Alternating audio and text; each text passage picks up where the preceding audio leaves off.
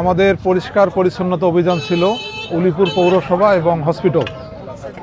দুর্ভাগ্যজনক হলেও সত্য যে অনেক দিন ধরে পৌরসভা রাস্তাঘাটগুলো ঠিকমতো পরিষ্কার করা হয়নি, ড্রেনেজ যে ব্যবস্থাপনা ছিল এটাকে ভালোভাবে কাজ করা হয়নি, এবং হসপিটালের ভিতরেও পরিষ্কার পরিচ্ছন্নতার অবস্থা খুবই খারাপ ছিল।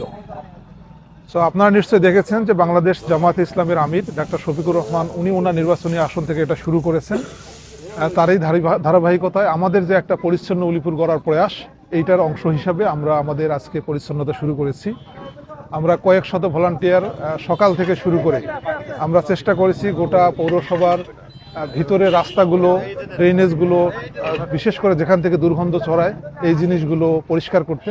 পুরো ড্রেনেজগুলোকে কিভাবে ওয়েল কানেক্টিভিটি করে আমরা পানির সময়, বন্যার সময় বা বৃষ্টির সময় যে আমাদের ঝামেলা হয়, এই পানির ঝামেলা থেকে আমরা কি করে মুক্তি পেতে পারি।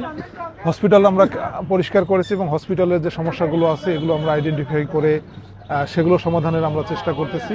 আস্তে আস্তে আমরা উলিপুরে অন্যান্য যে বাজারগুলো আছে এই বাজারঘাটগুলোর মধ্যে পরিষ্কার পরিচ্ছন্নতা অভিযান চালাবো, এবং এটা শুধু ওয়ান গোতে না, আমরা এটা মাঝে মাঝে করব। সকলে মিলে আমাদের বাজারগুলোকে আমরা কত সুন্দর করতে পারি, এই বিউটিফিকেশনের একটা প্রজেক্ট নিয়ে আমরা কাজ করি। এটার বুদ্ধি উলিপুরটাকে পরিবর্তন করে দেওয়ার স্বপ্ন নিয়ে আমরা এখানে এসেছি। আমরা উলিপুরের মানুষদেরকে বলেছি যে আমরা উলিপুরটাকে বদলায় দিতে চাই, আমরা বদলানোর কাজ শুরু করেছি।